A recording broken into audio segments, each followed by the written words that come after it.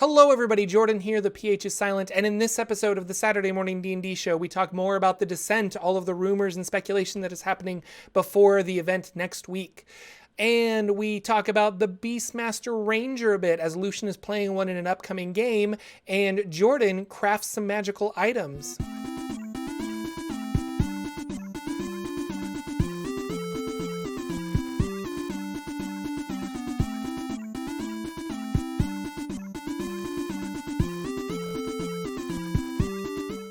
Hello, ladies and gentlemen. Welcome to the Saturday Morning D&D Show. My name is Jordan, with a silent PH in the middle, and I am joined always by my wonderful co-host over there at Sir Lucien, over there at Sir Lucien Gaming. Say hello, sir. Hello, as we are typing into Twitter, so if you notice us not looking at the screen, we're trying to get our last-minute stuff done, because this is a professional show, I'll tell you. Yeah, we were nothing but the highest quality. We were just talking a bunch before and not getting tweets out and Instagram posts and everything else that we try to do to promote this show. But welcome. We are a Dungeons & Dragons talk show talking about all the news. And the big news is happening next week with the Descent. So I think next week episode is we're going to have a lot to talk about because they're going to announce all the new storylines and things like that. It should be really fun, so we're excited for that. Sad that we're not there, but I was doing the math, and I'm like, that would have cost me a lot of money to try and get out there for that event. So it's probably a good thing that I'm not, because I'm already going to I'm going to Gen Con and things like that, so I've already spent a lot of money, so I'm just like, I gotta do like maybe 1 or 2 trips a year. I can't really, but so maybe next year I'll actively try to go, because it is awesome. Like, it sounds really cool. The Stream of Many Eyes was really neat. So I am curious about that. Bringing up my show notes. First of all, the public has demanded it. So we have a Discord if everybody is interested in joining the Discord.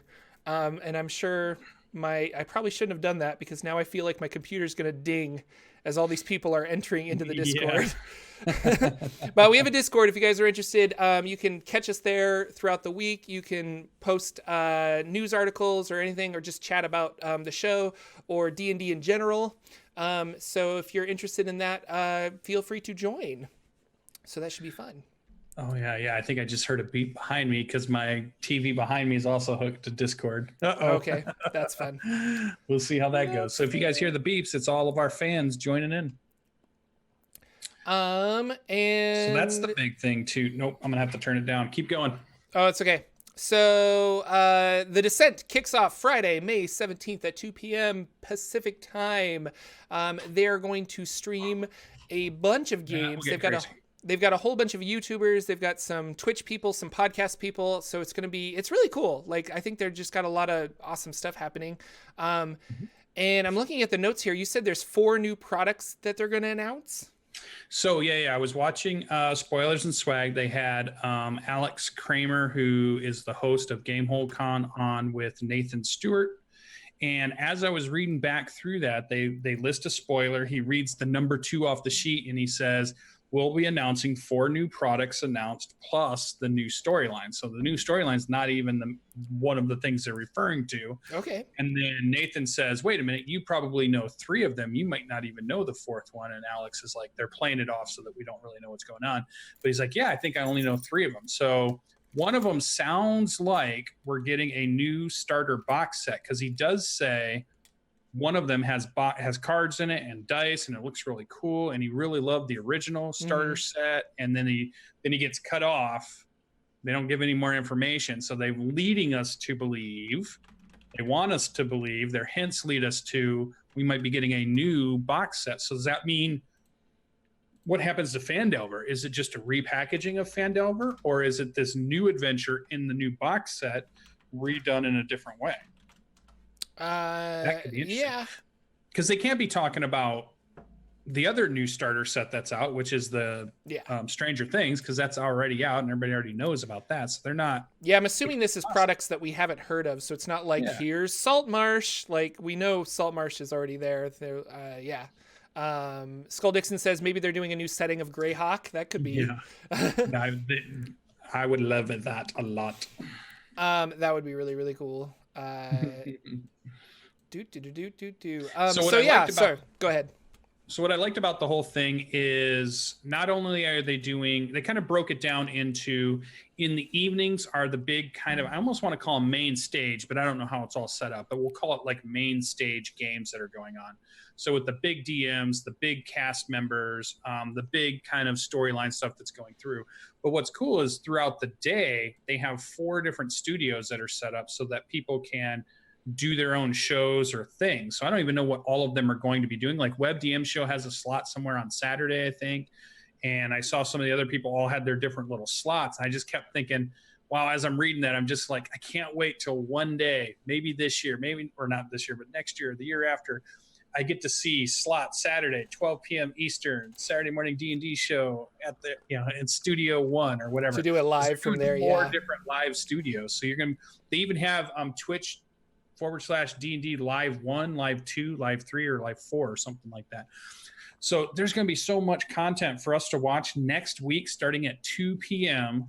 on Friday. It's 2 p.m. their time Pacific. So for us East Coasters, I believe that's 5 p.m. for East Coast people. Mm-hmm.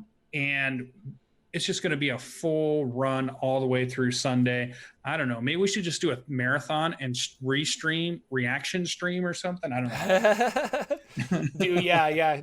A 36-hour reaction stream. The Saturday morning hosts react to kind of a thing. Yeah, that could be fun.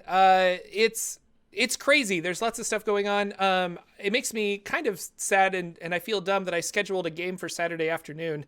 So like I won't be able to watch it continually, but there's always VODs and things like that are coming out. But I'm wondering if like a lot of these podcasters, they're going to do like a live game session there, maybe streamed, but also you'll hear that live recording later on their podcast or their YouTube channel or things like that. Like is WebDM just going to sit down and actually like film some episodes, like some shows? Yeah, I was wondering that. Yeah, because they haven't really seen. Because they don't really.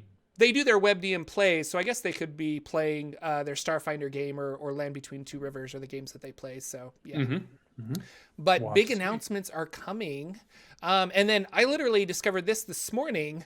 I was on my news feed, and apparently I want to bring it up so that I actually know what I'm talking about. But the descent, the picture of that blindfolded angel that's like right behind you, that's like going down and attacking all these demons or devils. I'm reading this so that I get it correctly. Many fans have suspected that the angel was Zariel, a fallen angel that now rules the first level of the 9 hells, Avernus. And the suspicion was confirmed when a fan pointed out that an image of the angel on D&D's ticketing site for the event was labeled with Zariel's name. So somebody was looking at like the behind the scenes, like what are these images titled? And they found out that title was Zariel. So it's not 100% official confirmed, but it is. So then who is Zariel? Zariel was an angel that was tasked with fighting the Blood War, or basically observing the Blood War as a tactician and kind of like, we need to direct devils this way to attack all the demons. And she was getting frustrated. And I was reading Mordenkainen's Tome of Foes this morning. She was getting frustrated that she couldn't just go down there and fight herself. And they're like, well, you're an angelic being. You can't really do that. Ultimately, she rushed down there to fight because she just couldn't hold back anymore. She got overwhelmed with demons and devils, and then Asmodeus took her and like altered her, changed her somehow, and she became the like Zariel archdevil that we know now that rules, and then put her in place to rule the first level of Avernus. So really interesting stuff, which makes like, is this storyline going to be a flashback? Like something that happened before and we're going to play now, or is it that's the setting behind and we're now playing with the consequences of the quote descent, which I'm sure we'll find out more next week. Or what if the adventure is to rescue Zuriel? That could be cool. Do you think we'll start at like level 10? A level 10 to 20? Level 1, and we'll get the quest. Hey, you need to go to the 9th level of hell. Yeah. I don't know. That could be interesting. She apparently really likes being in hell, and like that's what she wanted, was to fight off all these demons and be part of the Blood War, or she's like manipulated and changed, and you're tasked with changing that. I'm not sure. One of my most popular videos is the Devils of the 9 Hells that I did on my YouTube channel. And I was thinking this morning that I'm like, I really need to update that, because with Mordenkainen's Tome of Foes came out a whole bunch of new information about all the devils and archdevils and the story and the history behind it. And I think that's going to play into this next adventure, obviously, with the picture, and it's called The Descent, and we have Zariel confirmed now. I might try and make an updated video, and we'll see how that does with my crazy schedule that I can't, working on videos nonstop. But anyway, I thought that was really interesting. There was a brief little comicbook.com article that I will try to link in the show notes, and I'll put it here in our chats as well. But it could be. I'm really excited. I think plane hopping and getting some Planescape stuff into the. We've done a traditional Sword Coast adventure for quite a while now, that to actually do some like plane hopping and going to different worlds and things like that could be really interesting. So we'll see where this takes us. I almost feel like we need an official Saturday morning D&D show campaign that's running at the same time. So we could also be talking about like all that stuff as we're talking about the news and stuff. Wouldn't that be cool if we had our own campaign that was running for years and years and years? Oh, well, we could try. I've been like, I was actually just talking about this with some of my players that if I did stream, I think I would want to do little like 10 to 15 episode, story arcs, because although it's really cool to have a critical role that runs for like hundreds and hundreds of episodes, it's also really intimidating for, I think, new people to get into it, because they were like, I have to go back and listen to how many hours of stuff. So I like that there's like little, just like, I don't know, like you could just hop in right here and listen for 5 episodes, or hop in right here and listen for X amount of episodes. But that would be really cool if we were running some like crazy long Forgotten Realms campaign, and we could like react to all the stuff that was happening in the Forgotten Realms with the published adventures that were coming out and stuff like that. So I don't know, maybe it's something we need to set up with our busy lives and the multiple games that we run. I'm not sure we'll have that much time. All the stuff we do. Yeah. I just think too, thinking about this time next week when we do our show, because we haven't said we're canceling our show or anything. So my assumption is we're doing our show. Yeah. We're going to know all these new products. The announcement is happening on Friday night, I believe. So, man, imagine next week's show with all the new stuff we're going to be talking about. It's just going to be slam packed with just talking about news of the new stuff that's coming out. So that's going to be really good. So that's going to be really fun. So be sure to tune in next week. It'll be awesome. Yeah. What else is going on? For a bit. Yeah. So the only thing I noticed, I did see a little blurb go out that there was a Monsters and Fables game being done by TJ Storm that debuted on Facebook. So I noticed there's a few kind of D&D campaigns that I think they're running on Facebook as a way to maybe start capturing some of that crowd that maybe isn't already in Dungeons and Dragons, or it's on Facebook for some reason. That isn't watching on Twitch and isn't watching on YouTube. Yeah. So right. It's just kind of branching out. The only other thing that was interesting to me, I think it was on May 6th when they debuted it, was they were doing something that I thought you would think was pretty cool, was this idea of taking classic fairy tales from like Grimm's and all the stuff that you normally would, but finding a way to place it and phrase it in the Forgotten Realms. So like if you were going to take Hansel and Gretel, the story, and you decided, well, I'm going to put this story in Long Saddle and we're going to play through that.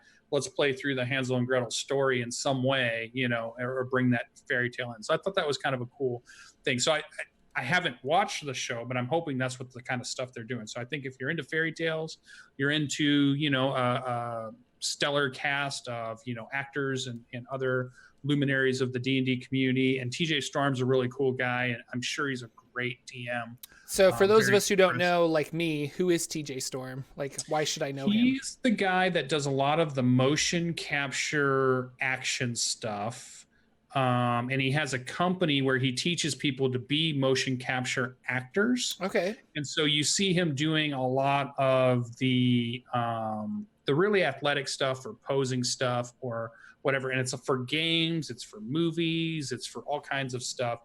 And he's played on, he's been on a Critical Role episode. He was in the last stream last year, Stream of Many Eyes. He was there. Okay. trying to think. He's been on some of the one-shot shows that have gone on. And kind of like a Deborah Ann Wall to me is like an actor who comes in and does one-shot stuff or does campaign stuff with D&D Wizards of the Coast now. Because they like D&D. And so they just get pulled in, and it's like California-based. Yeah.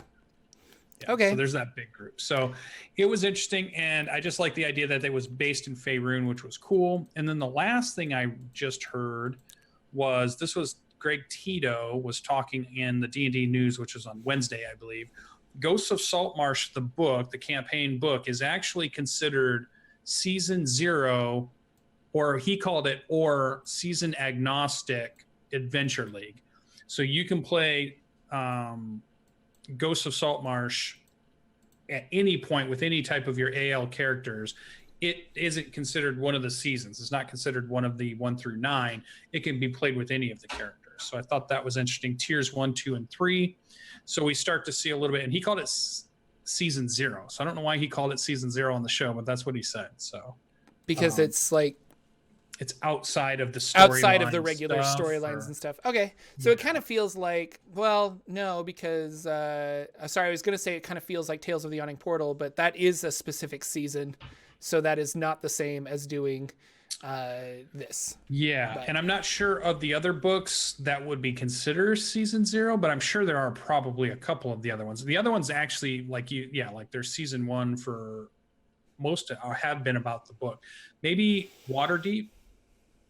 Because I don't know if Waterdeep was season 8. I think Tomb of Annihilation was season 8.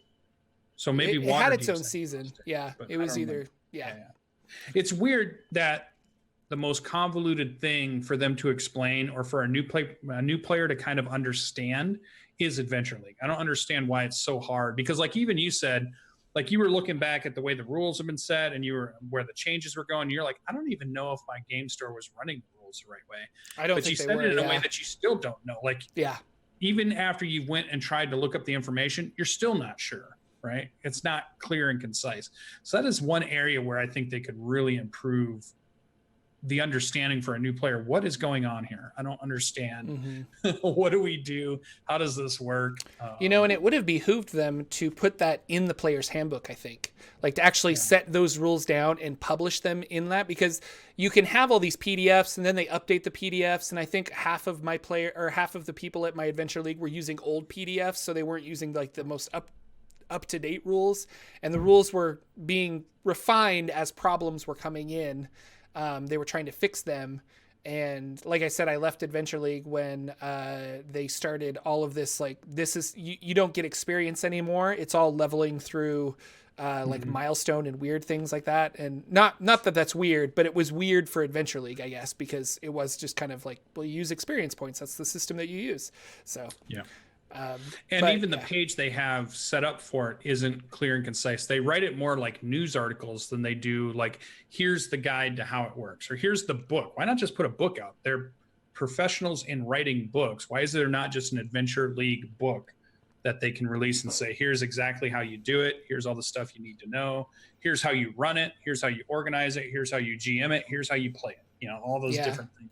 No, I think that would be really cool, especially for people that are fans of Adventure League, because I mean that book wouldn't sell super well, but I think it would sell pretty well for Dungeon Masters of Adventure League. So yeah.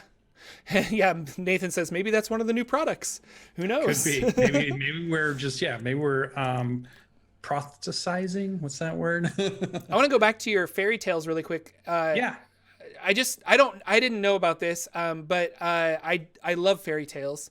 And when I was doing my Feywild game, or when my game was taking place in the Feywild, because they've gone through all kinds of portals and gone all over the place, I did use an old book of fairy tales, and I would just flip through it like during my session prep and be like, and just obscure ones, like this witch buried her heart in the egg of a duck underneath a castle, and that gave her immortality. and I would somehow like work those weird stories in, and there was a giant for some reason and things like that. And so when my players would kind of traverse the Feywild, they would run into these like little fairy tales that it's just like, what? Like a house of gingerbread? Like that doesn't make any sense. And it was really fun for my players, and some of them recognized as fairy tales and some of them didn't, but they were always fantastic and weird. And it really fit for the Feywild. And so if you're looking for inspiration for like one-shots or campaigns or something like that, definitely read up on fairy tales, because I think they're a good source of inspiration, especially for the Feywild.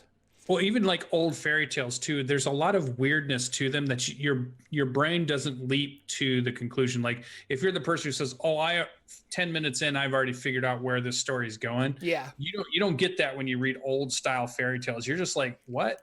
The duck? What, under a house? Why is it under a house? How'd she get it under a house? What is going on? Why here? does magic work that way? Why is her heart in the egg of a duck? You know, like things like that, where you're just like, what? This doesn't make sense. Why when I say the word Bricklebrit, my donkey spits out gold?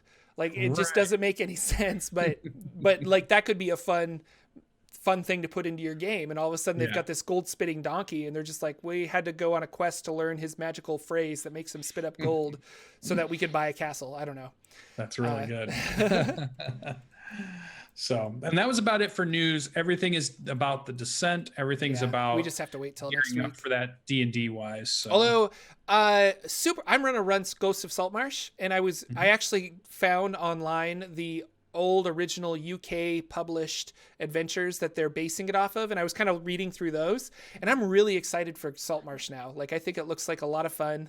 And I know it's going to be updated to 5th edition, but I was reading these older modules just to kind of see what it was like, because I couldn't wait. But I'm going to be running that for my players, and I am very, very excited. It looks like it's going to be a lot of fun. So cool. But yeah, I hope you had a good week in gaming, sir. What did you do this week for all of the sweet games you played? So I did a trip again. I was in Colorado for work, but didn't let that stop me. I used Roll20. I played from the hotel, and I was able to play both of my games, which was really good. So I'm a player in 2 games at the moment. Again, because my schedule's been super busy, I did not decide to run a game, but I got to get back to running my campaign. Maybe I'll do it. Maybe I'll do a Monday game, maybe a Tuesday game. I'll have to see what my players' schedules look like, but we'll see.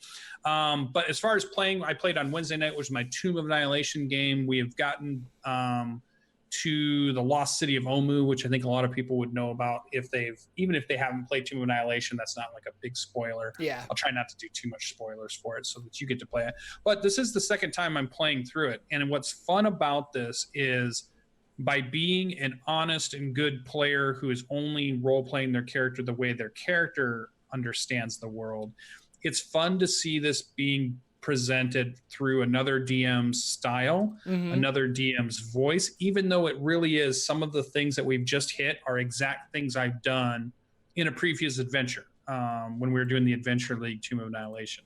Like we just met the same NPC, the same little encounter happened, and I just made sure that my character stayed back. I let my other players who have never played before do the questioning of the NPC and find out the information that we're looking for, and maybe just whenever they mentioned one thing that I thought I could help with, that wasn't like a trick or a spoiler or a secret that I knew, I would just add into the scene, but really let them take up the scene and figure out what's going on. It's fun to really go back through and see how this is playing out from a different set of eyes, really. And it makes me almost want to run it now as a DM, because now I'm running through it twice. I've got a really good handle on this, and now I'm starting to think about, oh, here's what I would do if I was running this scene, or here's how I want to introduce this NPC if I ever do run it. I want to do this or that, or I want to tweak this little part and make this really, really memorable because I know what's about to happen or where we're going to go from here. So it's pretty cool if you're going to play. Yeah, the trap or the thing you want to be careful about, if I get the words right in my head, is that if you have played an adventure before and you're going to play it again with the Dungeon Master, absolutely tell that Dungeon Master you have played before. Don't hide the fact that you played. Be upfront and be really good about playing it through your character's eyes, and be willing to let the other players who haven't gone through this really soak the scene up. You're there to have fun. You're there to play your character. You're there to put a few things in, but don't be the one solving everything. Don't be the one coming up with weird reasons why you know that this trap is 20 feet down the thing. Don't do any of that stuff. Just enjoy it. Walk into the trap. Just make it happen. Just so it's fun, and you can still play, and that lets you replay adventures if you kind of keep to that. It gives you the chance to replay these ones over and over. So imagine how much more fun you can have if you don't only get to play it once, but you can play Storm King's Thunder 2 or 3 different times with 2 or 3 different characters, all different points of view, and it could turn out all kinds of different ways, even though some things are the same. So I think that's really cool. I don't know if I would ever want to replay an adventure like that. Like, I think from a player standpoint, if I know all of the puzzles and I know and I kind of know the overarching story, like I don't really see the benefit in me replaying that. Although it's cool to maybe play it with a different character, it's less fun. I shouldn't say less fun, but like I don't know if I would have a good time because I already know everything, so it's interesting that you're getting something out of this, I guess. Like, now if I had played in Storm King's Thunder and then I decided to run it afterwards, that would be very different. And I think having the knowledge of like me running through it and then turning around and running it for somebody else, but I don't know, like, no, I don't know. You played in like Dragon of the Mountain a couple times and had a good time with that and stuff like that. I played that 3 times. And it went different 3 different times. Yeah. It was very different. And that's what's interesting. What it's taught me is, as a dungeon master, don't run the module word for word. Go in and pick little points that you want to modify something, or you want to change something, or you want to just add a little something to, or like you're like, I don't like this creature, but it'd be cool if I put an owl bear here instead or something. Just that little changes, so that even if you have players that have played before, they're still surprised. And if you think of like Waterdeep Dragon Heist, that's like 4 different seasons that you could play through. And I'm sure there's lots of people that want to try to play that through the different seasons to see how different, or when in reality, it probably comes out to be very similar in the end, right? I assume. I don't know. I've watched one version of it so far. And I think it'd be interesting. I do agree that it's not so much about knowing what's about to happen, and I never got all the way through Tomb of Annihilation. I think if I'd gone the whole way, we did whatever, we finished it, the big bad guy's done, the big secret's revealed, but I got halfway through the module and my group died. Yeah. So this is the idea of, no, I really want to get through this, so I'm going to play through it. I'm hoping this group gets all the way through it and we don't go halfway and die again. So for me, I think that's why I'm still pretty interested in it, to try it out. But a lot of times we know it. You were talking about doing your Kids on Brooms, and it's about doing going to Hogwarts and all that kind of stuff. We kind of know how that works. Kids go to this thing, crazy magic stuff happens, there's an adventure, and then they go on and be the next grade level of whatever they are. So it's all kind of the same, but you might play that 4 or 5, 6 different times with different characters and different things that they're doing, and they're part of different houses, but it's all kind of the same, but still super fun. So I almost feel like that's the way it is. Just picking out different random encounters to have instead of other ones. So we got different random encounters in the jungle than we got the first time around. We got a couple that were the same, but they were just as fun to try to play with a different set of characters that had a different set of skills to try to overcome this problem. And my fun also is watching the rest of the group try to figure out what's happening. Because as a DM, we often do that, right? We present some clues, we present some evidence or something for the players to think about, and then we sit back and we watch them talk or discuss and try to work their way through what's going on. And that's enjoyable too as a DM, because you're trying to figure out, okay, are they going to get it? Did I give them too much information? Did they get enough? Are they even on the right track? Are they off on some red herring? What's going on? So that's fun to watch. And I'm getting to see that as a player too. So. Yeah. The other thing is, this War Mage character that I'm playing is my favorite character. And I will play this. I don't care if the only way I get to play this is I can only find DMs that are running Tomb of Annihilation. Then I'll run Tomb of Annihilation 50 times because I love this. Because I just want to play this War Mage, which I'm really, really enjoying. It's a War Mage built around a spell. That's the Xanathars mage, right? Yeah. Okay. Yeah. And it's kind of geared towards theme-wise. I wanted to go very elemental mage-wise. So I only took things that have strong elements to them. So if it has fire in it, then it was a type of spell I would take. If it has lightning in it, it's a type of spell I would take. If it was some type of dust or wind spell, I would take it. And if it was some type of earth spell or water spell, I would take it. All the other stuff I've left alone. So it's a very elementalist kind of war mage that I'm building here. And it's just been fun to play. But I realize for all of those, here's for any of you that are out there playing war mages, I realized I built a character that actually has too many reaction-based abilities, and I only get one reaction in a turn. And I'm starting to realize that that was a mistake in some ways, because I want to do certain cool things with my reaction, but yet I've already used it to do something else. So I've got counterspell stuff, I've got shield, I've got my ability from the war mage is based off a reaction, using the reaction action. So I've got 3 things that are all kind of vying for, my reaction slots. So gotta be careful on that when you're doing builds. Go ahead. Sounds like you need to build a custom magical item that allows you to have more than one reaction in a round. That's exactly what I need. Or convert my bonus action to something like that. That'd be really cool. So, but it's cool to work around the limitations and to realize that this combination has some really fun stuff to it, but also realize, I didn't realize that was going to happen when I combined these things together. So super fun. I like that. There's a lot of cool monsters in this. Without spoiling too much, you're in a jungle, but I'm getting to fight cool stuff like that maybe you don't get in a lot of other modules. I mean, there's a lot of undead stuff going on, but there's also like every now and then you might wander around and you might hit a Vegapigmy, another cool monster that I thought was really cool.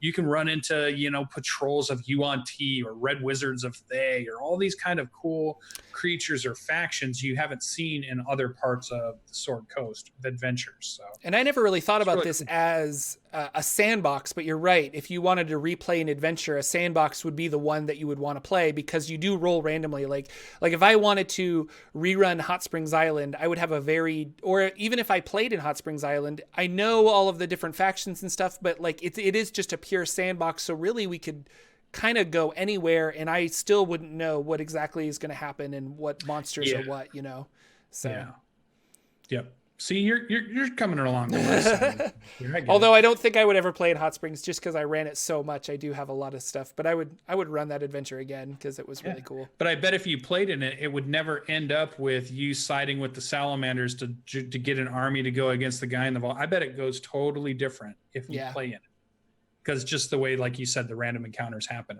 and the way the DM wants to set up and run and tell a story within the random encounter stuff that's going on. Yeah, for sure. I get you. Cool. I see you. Yeah, I'm there. So Thursday we did Horde of the Dragon Queen, which is really cool. I'm enjoying this. I am playing the Artificer, the version that we have right now. I am playing the Artillerist version, and we hit 3rd level last week or the week before. So I finally got to use my turrets, which is cool. And at the very end of this session, we had a bunch of battles through some caves and such.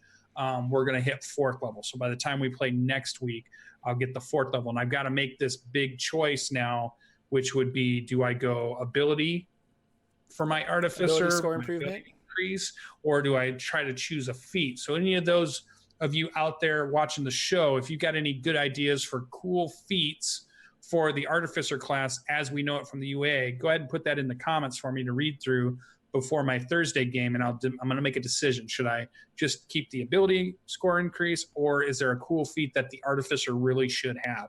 So you guys can let me know in the comments. Did you roll for stats? Yes, complete roll. Do you have pretty high stats then? No, I have terrible stats. Oh, okay. I have terrible stats. Then probably the ability score is what Jordan would say, but I don't know. There could be like feats are always based on theme for me. Like, what theme do I want my character to have? So, yeah.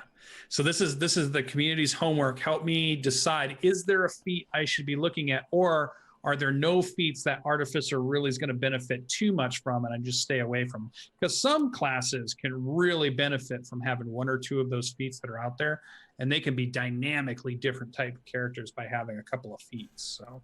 We'll see. Is Artificer one of those, or should Artificer just stay kind of in its lane and outside of that stuff? So you guys let me know.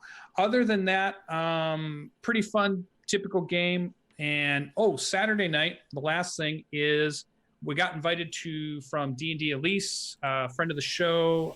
Elise is always out there on Twitterverse, kind of always talking about mine and Jordan's channels, which is really cool. And I've played in a couple of games with Elise. I've ran one, played with one, and she decided she's going to do a play test of an adventure they're about to put out, I think, on DMSGuild pretty soon. And we're going to play some level 13 characters against the Temple of Madriel, or Madriel. I don't know how to pronounce it quite. And she told me about it last night. So, of course, my Friday night was spent deciding on what type of 13th level character I'm going to play, because, that's how everybody should spend their Friday night. And I decided to go with, because we've had a lot of good conversations about the original Ranger Beastmaster that seems like nobody ever takes because they say it's a terrible class. I've decided I'm going to play a halfling Beastmaster. Cool. Who has chosen Underdark was the original area land that I'm good at. Although by the time you get to 13, you get to pick a couple more. But I like this idea of getting to play a little bit higher level character to kind of get the feel for Ranger, because I haven't played the Beastmaster one. I played a couple of the other ones, but I didn't lean into Beastmaster. And I said, you know what? I'm just going to play it as rules are, as the player's handbook says. Played out regular halfling, nothing crazy. And got a pet roper, right? Yeah, I wish. That's what I really want. But I'm doing a giant badger. Okay. That she's allowing me to reskin as a giant Wolverine, because we're in Michigan, so Wolverines are cool. So it looks like a giant Wolverine, and I'm a halfling. I'm going to ride around on it, and then I'm going to hide, and we're going to do lots of cool stuff. So I think that's going to be really fun. That'll be a fun adventure tonight. I don't know if she's streaming it or not. If she is, I'll post it on Twitter, so keep an eye out on Twitter. If it's not being, then you'll just hear about it maybe next week, depending on how much show we have on stuff that we did. But it's a Ranger Beastmaster, which I thought was pretty fun. So that's what I've been doing in Dungeons and Dragons. Hopefully next week I run a few games, get my campaign Seeking Revenor back up and off the ground, and moving forward. There'll be less travel for you, so you should be able to. No right? travel. Yeah, nice.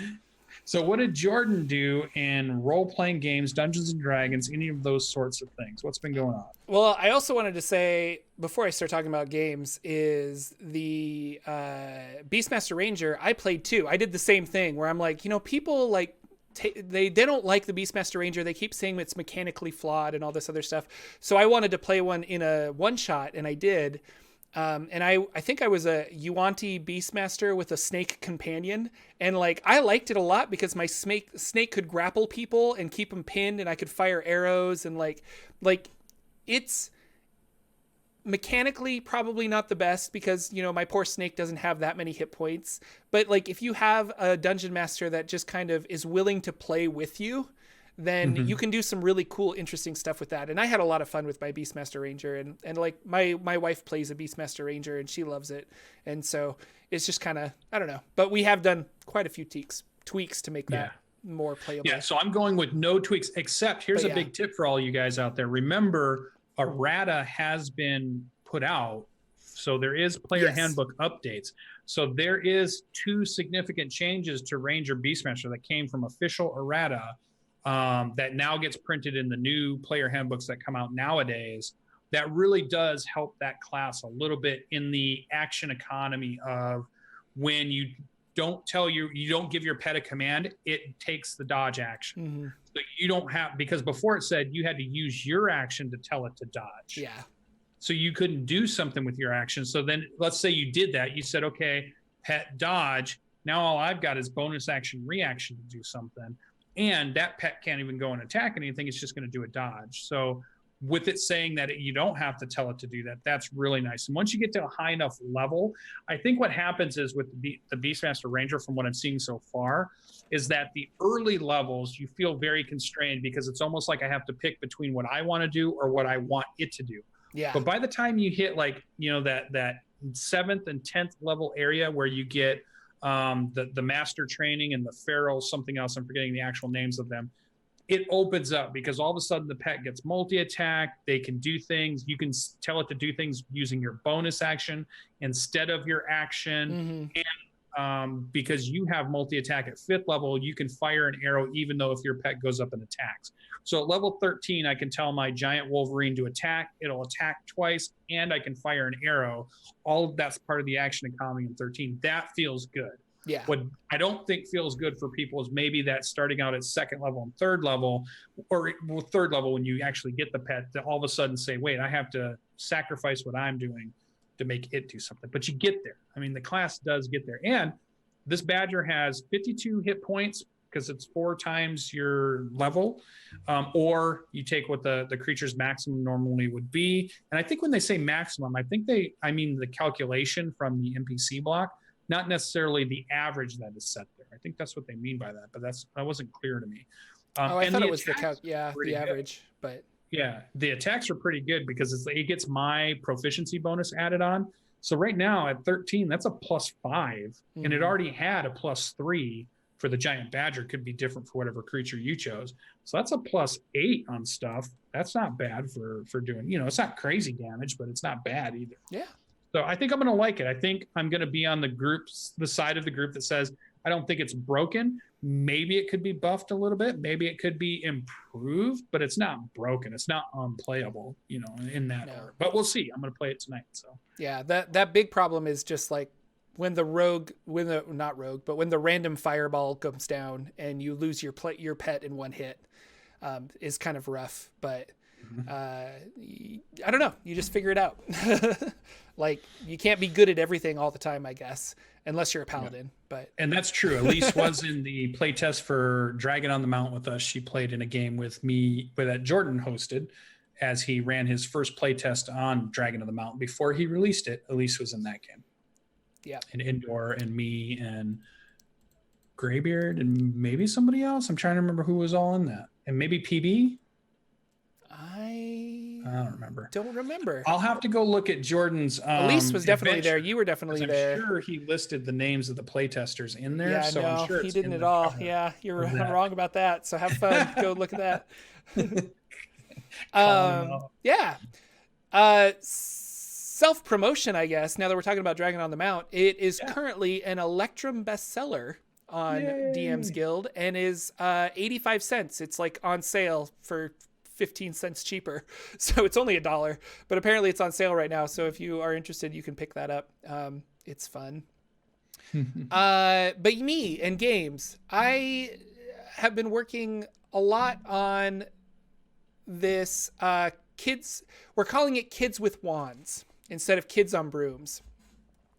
So I'm working on this Hogwarts hack, and the reason I changed it is I'm working on this Hogwarts hack, and this is kind of, well, no, I don't. Okay.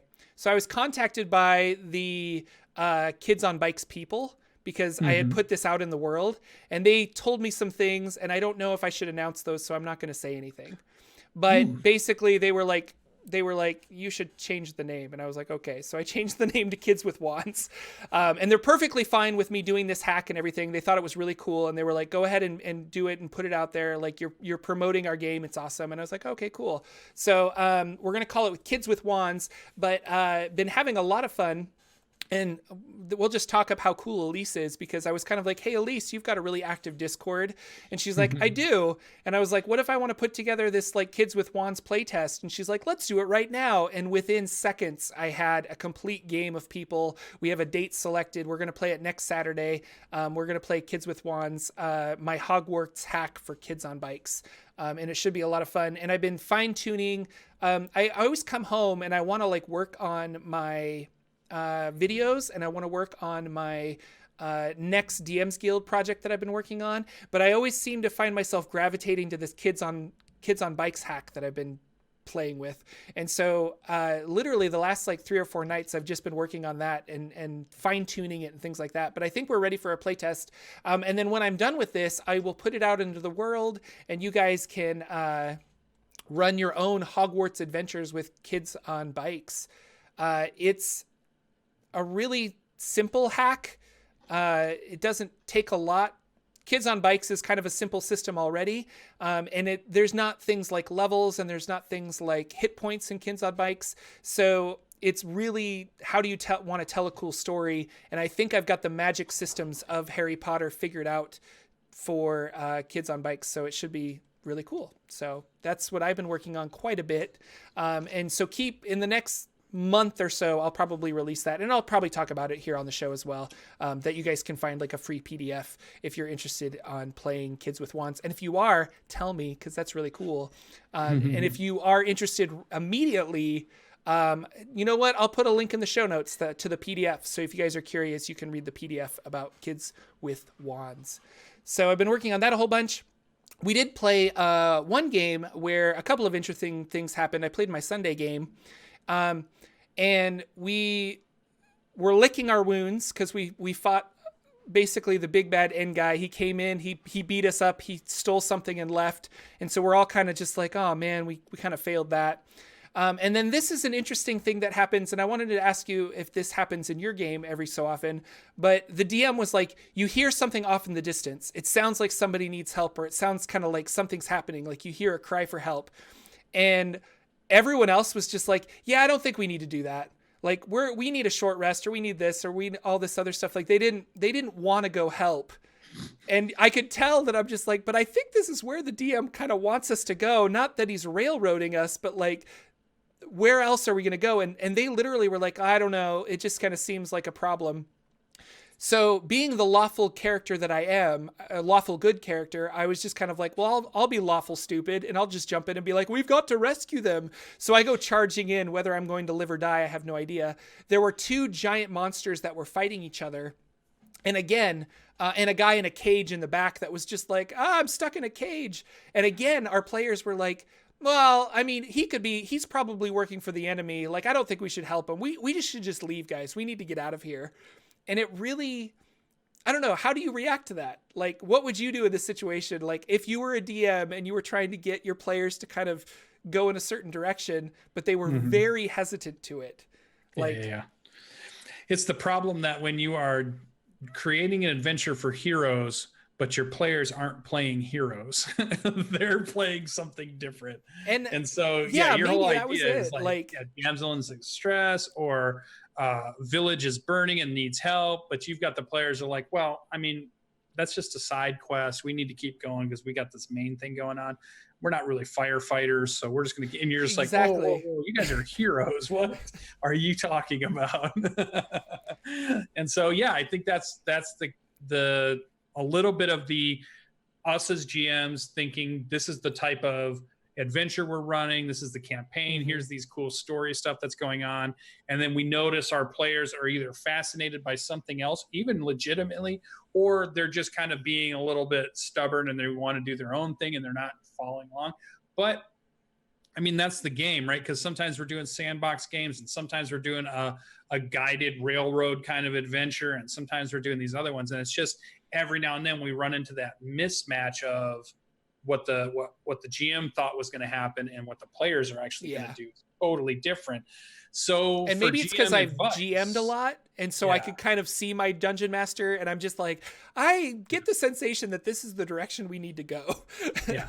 So the one thing I've been trying to do more of is, as a dungeon master, be more flexible when my players do go off book. Like, if I thought tonight's adventure was going to be about this and I prepped all this stuff, and then they kind of start saying, well, we don't want to do that, we're going to go do this thing, it's not necessarily bad either way. It's just that I wasn't prepared for that, or I didn't think of that. This is fine, but now I'm trying to do it on the fly.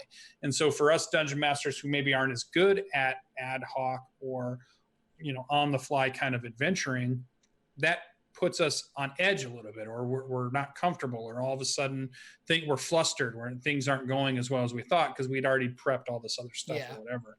And so I'm trying to be a little bit better about it, but I'm also trying to be better about thinking about what the players would want to do, or knowing their characters enough that the things I put in front of them are interesting. And if they do ignore something, I want to put consequences in for ignoring things. If you're not going to help this world that is dangerous and is go back to the fire. Like if you're not going to help put out the fire because you're not firefighters, like if you come back to that town, do they resent you for not Yes. helping? Like, did a Yeah. little girl die in the fire and now Yeah. this farmer lost his child because you didn't help? Like, I don't know. Yeah. And I want it to be clear to them, because in the beginning, I always tell all my players, all the campaigns I run, Lucien runs heroic campaigns. I do not run PvP style campaigns. I'm not into letting my players backbite each other. Yeah. That's cool. We can find a GM that will run that for you if you guys want to play that, but that's not what I want to run. I don't even want to run the evil character campaign. And I know there's plenty of people out there that be like, I'd love to play an evil character campaign. Lucien will never run the evil character campaign because I'm all about heroes and heroics and even people that weren't heroes but have to be heroes now. Like maybe they don't want to be a hero, but they're gonna do it because they just can't look away or they can't not help, right? That's the storylines that I would love to get into. And so yeah, if they all of a sudden start saying, well, we don't really care, we're not going to help them, then I want there to be real consequences in their world. So if that village burns down, that affects the village or the place they're from, because all of a sudden they're not getting maybe the food that they used to get from that village, that farm that provided to the keep. So now, they're having problems with supplies, or something terrible moves in now that, that village had kept away, or maybe there were NPCs that they would have had access to that they don't, because, the world reacts to what the players do in their actions. So, and the gods keep an eye on. So if you've got a cleric in there who's not doing whatever, I have had one of my characters, I've had the cleric take their powers away in mid-battle, or they didn't even know until they got to the next battle that none of their spells were working because their god was displeased with the way they handled the situation. And to make them known that they were displeased, they pulled their power. For just that one fight. And then I did a dream sequence where they got to kind of talk with their god about what the problem was, and why it wasn't okay. And I think the players enjoyed it, but it was like this idea of consequences for your actions. And to be careful about players, here's the thing for players. It's okay to do what you want. If you want to play your character a certain way, that's fine. I get that. But just remember that you're playing the character and you're not playing the metagame. Don't do something because you're like, well, I want my spell slots back before we do this next thing, so that's why I want to rest. If your character really is somebody who would leave somebody or is suspicious of a call who makes it could be a trap and you're playing that angle of it, then I'm okay with it. But if your angle is, well, I want to get my spell slots back before we have this next encounter, that's a little too metagamey for me. And I, as a GM, I'm going to be like, wow, come on. Let's just play the game and just. So that's I think how I'd handle it. Yeah, no, it was, and it all worked out. It's not like this was something that was bad, and we all had a really good time. I just thought it was really funny that they were very set on like, well, I don't know, we were in a dangerous place, so I'm sure they could have been like, it's a trap or something. But in my mind, I'm just like, no, we need to go help. And that ended up being the way we got out of the Underdark and helping this person. He was our guide and he got us, and so it was all kind of, set up that we needed to meet him. And I'm sure my dungeon master would find another way for us to meet him had we decided to not rescue him from these two monsters. There would have been something else along the way, because that's the nature of dungeon mastering. You kind of improv on the seat of your pants. Well, and I also like the challenge. You said one thing that kind of perked up when you said it was, I decided to be lawful stupid, and I like the challenge of being lawful good and having the restrictions that we think about, but being smart also, being lawful smart about, I have to help. I can't turn my back on somebody who's asking for help, but not doing it in a dumb way, not doing it in a Leroy Jenkins way type thing, not playing how many people play the lawful paladin. You don't have to be dumb. You can be Rick Grimes as a lawful paladin. You can be this character who is great. John Wick could be a lawful good paladin. He's the guy who just couldn't turn away and is going back and saying, no, you did this, and now I'm going to end you. And I'm going to end you violently and a lot.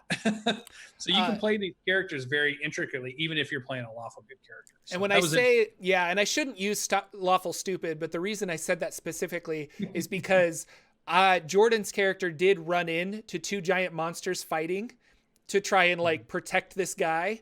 And had his party members not joined in to support him, he probably would have died. Mm-hmm. So like I can't take on two, CR8 monsters by myself, but if my party joins in, I can. But once I jumped in, they were just like, oh, I guess we got to help Jordan now. And then it was like, okay, well now we're fighting, we're getting experience. This is kind of the game, guys. Like, let's play this. Yeah. So after that, we ended up going back to kind of like our home base where our celestial warlock is creating a temple, and we had some downtime to craft some items. And I've been talking that I really wanted to get this like shield that could magically enlarge and cover my whole body. So I wanted a shield that can cast the shield spell, so that, and then flavor it like it's getting really big so that I can hide behind it and kind of and get my +5 AC basically by getting cover behind something. And using the rules in Xanathar's guide and the wizard helping me, and the wizard being able to cast the shield spell, me being able to cast enlarge, we took like a week of downtime and X amount of gold, and we ended up creating this item. Have you done any like item creation in D&D? Because I was thinking about it. This is the first time I've ever done it. And I was like, I feel like I could build anything. And I started thinking of all these different things. That's why I brought it up earlier, where you need a magic item that lets you have 2 reactions in a round. Like you start thinking about certain things like that. And I'm like, oh man, I really want to do this, or I really want to do this. And I want to build a magic item that lets me customize my character even more. Have you done any crafting before? No. And I think it's because if we've ever talked about on this show, every now and then we've talked about a complaint that I think I have with Dungeons & Dragons. I can't remember if you agree with me or not, but it feels like this version has been written to use very little magic items in conjunction with the characters, because the characters are so powerful anyway. So most of the games that I've played, people have gotten 1 or 2 magic items, but not very many more than that. So it's like we haven't had very many opportunities to build them, and I haven't done enough downtime activities in my campaigns, and I really should do more of that. But there's a lot of different rules. I wanted to do Matt Colville's strongholds and followers. We're doing that as well. The fact that stuff. he has a temple now is because of strongholds and followers. Yeah. Like he's invested the money to get it built. But the only one that I made custom was like the cool item you got for your Leviatar cleric you were playing.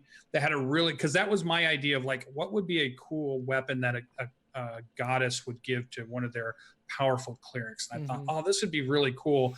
And I remember during that, making that, and when we even played that, it was so cool to watch you use it and to see the different ways you would try to use it or struggle with, should I use it now or should I not? Should I power it up now, or should I and take the hits, or should I go do something else? I really liked it, and I should do more of it. I forget how fun that was and how cool it was to make something so unique, and then we'll see it play out in the actual game. So I really should do more of it. I don't know why I don't. Yeah, I always make magic items for my players, but now I really think I'm going to have them be like, what do you want to do? Like, what do you want to make? And then finding the resources and like, oh, by the way, you're going to have to find the scales of a Ramirez in order for this to work. So you have to go monster hunting and fight a Hydra or something and come back with one of its horns so that you can craft a magic wand that allows you to cast 2 cantrips at once or something like that, you know, like really cool stuff. So I don't know.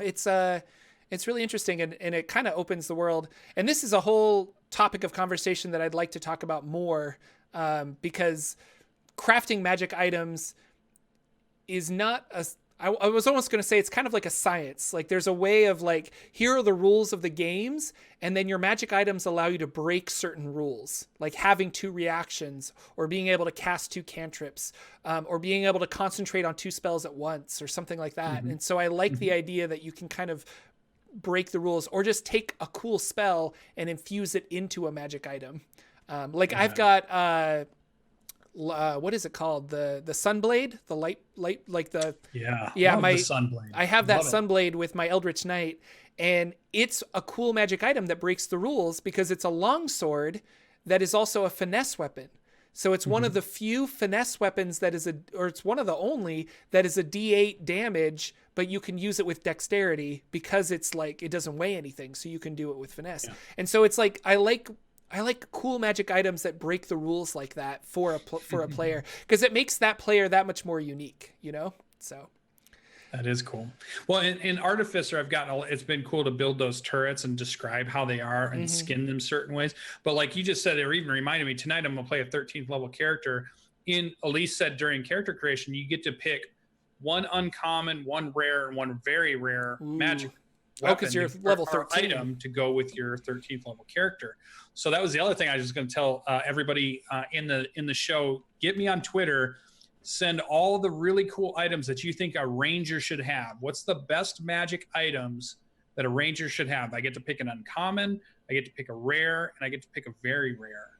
So I'd love to hear what you guys think. So it's at Sir Lucien Gaming, all one word, on Twitter. Send me those things, because I think it's true.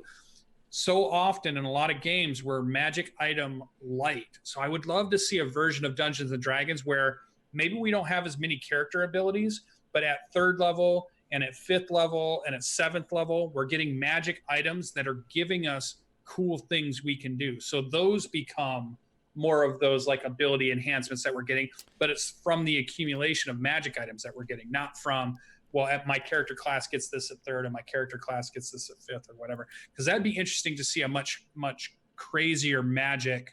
That sounds like campaign. The coolest OSR hack that you should do for D&D. Like there are no classes, there are no skills or anything. Everything is based on what equipment you're wearing and what you get. Find a holy symbol, all of a sudden you're a cleric. You know, find a wand, you're a wizard. Find a great axe, you're a warrior or a barbarian. And this belt gives you extra strength and things like that. So you are your equipment, as opposed to, that would be a fun OSR hack. Yeah, you're a farmer who picked up something and became something else. Yeah, your stats are 10s across, but it's your belt that gave you +2 to strength. Or it's I think that'd be really fun. That'd be really cool. That's a good one. I'm writing it down, Jordan. Don't tell. Okay, everybody in the show, don't tell anybody. I don't want anybody stealing the idea. I'm writing it. Also, Skull Dixon says you need a pet rock, and I agree. I do. That is our show, ladies and gentlemen. Thank you so much for coming out and watching us live. If you are catching the video on YouTube, leave us a comment below about what you thought of the show, or what magic items Lucien needs, because we would love to hear that. And if you are so inclined to listen to us via podcast, rate us on iTunes so that we can get some more ratings, and it helps circulate the podcast some more. And that would be really cool of you, and we would appreciate it. Links down below in the show notes for all of those, for like iTunes and all the other stuff. And join our Discord. And with that, I think that's the end. Anything else but we need to say before we go, Lucien? Just, hey, everybody, help us spread the word so we can get more fans in and we get more people watching, and that allows us more opportunities to do more cool stuff for you guys. So just keep spreading that word. You guys have been doing great, and keep the conversation up in the comments, on Twitter, all that stuff for us, because we love talking to you guys, and give us some ideas for what you want us to talk about on some of the shows. Oh yeah, for sure. We love taking idea topics. Thanks again, everybody. We will see you next week with another episode, a very special episode of the Saturday Morning D&D Show. Goodbye, everybody.